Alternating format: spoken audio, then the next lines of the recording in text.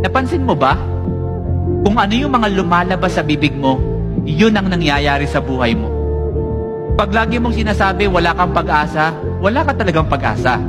Pag sinasabi mo na wala kang pera, wala ka talagang pera. Pag lagi mong sinasabi na hindi ka nagagaling, hindi ka na talaga gagaling. Because sabi ng Biblia, the abundance of the heart, the mouth. And I want you to know, hindi yun ang design natin. Kasi minsan, nakakalimutan natin yung identity natin, di ba? Ipapaalala ko lang kung sino ka.